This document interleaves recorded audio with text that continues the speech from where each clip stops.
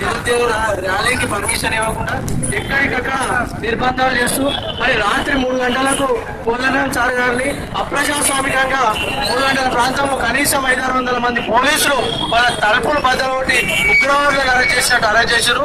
ఖబర్దార్ కేసీఆర్, తెలంగాణ ఈరోజు వచ్చిందంటే కేవలం విద్యార్థులు, ఉద్యోగులు, ఉపాధ్యాయులు అందరినీ కలుపుకొని సకల సేవలు కలుపుకొని జేఏసీ నిర్మితమై జేఏసీ ద్వారా వచ్చిన తెలంగాణలో నువ్వు గద్దెనెక్కిన విషయాన్ని మర్చిపోయావు.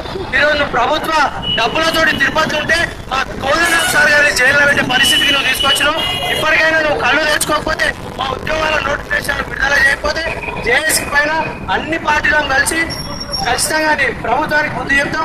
గతంలో కాంగ్రెస్ పార్టీ అధికారంలో ఉన్నప్పుడు, కేంద్ర రాష్ట్ర ప్రభుత్వాలు అధికారంలో ఉన్నప్పుడు కూడా ఏ ఉద్యమంలో తెలంగాణ ఉద్యమంలో ఎన్నో కార్యక్రమాలకు అనుమతులు ఇచ్చింది. కానీ ఈరోజు నువ్వు తెలంగాణ ద్వారా పార్టీని పెట్టి తెలంగాణ ఉద్యమం ద్వారా ప్రభుత్వాన్ని గద్దెనెక్కిన నువ్వు మరి ఉద్యోగాల గురించి మేము రోడ్డు మీదకి వస్తే ఎక్కడికక్కడ నిర్బంధాలు చేయడం చాలా దారుణమైన విషయం. ఇప్పటికైనా కళ్ళు తెచ్చుకోకపోతే 2019 ఎన్నికల్లో ఉద్యోగులు, నిరుద్యోగులు, విద్యార్థులు అందరం కూడా నిన్ను తరిమి కొడతామని సందర్భంగా తెలియజేస్తున్నాం.